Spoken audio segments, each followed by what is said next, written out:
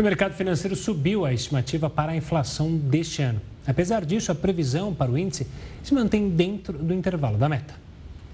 Os analistas ouvidos pelo Banco Central acreditam que a inflação deste ano deve ficar em 3,76%. Caso esse cenário se confirme, o IPCA vai ficar dentro do intervalo da meta estabelecida pelo Conselho Monetário Nacional em 3%, com margem de 1,5 ponto percentual para cima ou para baixo. Ou seja, a inflação vai ser considerada dentro da meta se ficar entre 1,5% e 4,5%. Para 2025, a previsão é que o índice fique em 3,53%. A principal ferramenta do Banco Central para controlar a inflação é a taxa básica de juros.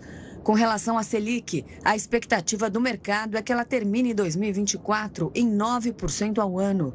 Para isso, o Copom precisaria reduzir o índice em 1,75 ponto percentual, já que o patamar da taxa está em 10,75%. Os analistas também melhoraram a previsão para o Produto Interno Bruto. A estimativa é que em 2024 o crescimento econômico seja de 1,9%. O resultado seria uma desaceleração com relação ao ano passado, quando o PIB subiu 2,9%. E quem vai falar mais sobre as expectativas econômicas apontadas pelo Boletim Focus é a economista e professora da PUC São Paulo, Cristina Helena de Mello.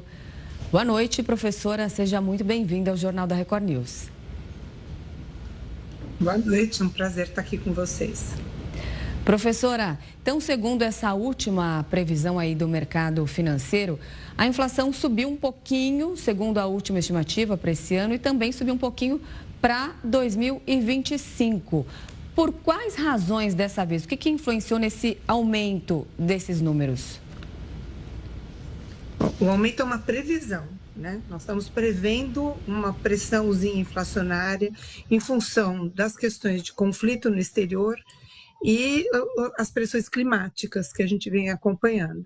Então, há aí uma percepção do mercado de que pode haver um aumento nos preços, e isso se reflete nessa previsão para o ano de 2024 e no ano de 2025.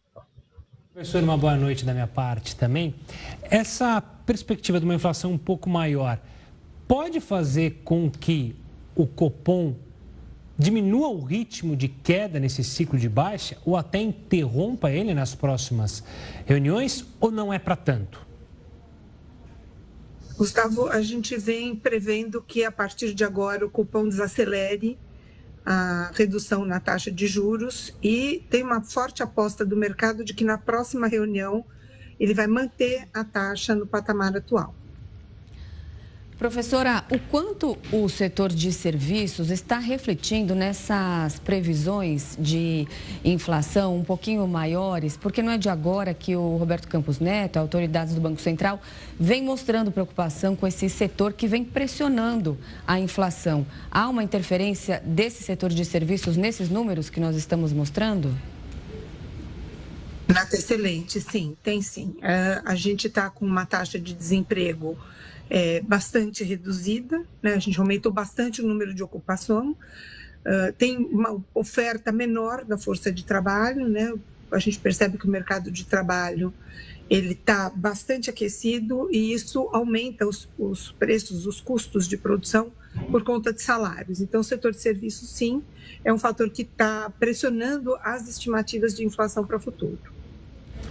Professora, a gente tem acompanhado, claro, o governo querendo incentivar cada vez mais a economia e o PIB brasileiro com incentivos. Isso também pode contribuir para o aumento da inflação? Essa inflação pode atrapalhar esse objetivo de crescimento econômico, haja vista que, como a senhora mesmo mencionou, a gente está com um mercado de trabalho aquecido? Gustavo, o que vem pressionando, né, o que vem dificultando a retomada do crescimento econômico é basicamente a formação bruta de capital fixo, ou seja, investimento na capacidade de produção, no aumento da capacidade de produção. Nós temos taxas de juros muito elevadas, elas estão em torno de 56% a taxa de juros para as pessoas jurídicas, isso é uma média, o que significa que tem uma variação bastante grande, vai de 25% a 150%. Então, qualquer empresário que olhe para essa taxa de juros, ele freia projetos de investimento, né, de crescimento econômico. E a gente ainda tem uma taxa de câmbio que faz com que a gente jogue um jogo de futebol desalinhado com o mercado mundial, né? É mais barato importar e é mais difícil exportar o nosso produto. Então, a gente tem aí um desafio de consertar o carro com ele andando e colocar a economia nesse ritmo de desenvolvimento econômico. No primeiro momento, os incentivos do governo podem sim ter alguma pressão inflacionária, mas quando você aumenta a capacidade de produção, quando você aumenta a capacidade de ofertar, você tem um fator que ameniza essa pressão e, portanto, isso tende a se estabilizar no longo do tempo. Tá certo, a gente conversou com a economista e professora da PUC São Paulo, Cristina Helena de Mello. Muito obrigada pela sua participação aqui conosco, professora. Boa noite, até a próxima. Boa noite, um prazer.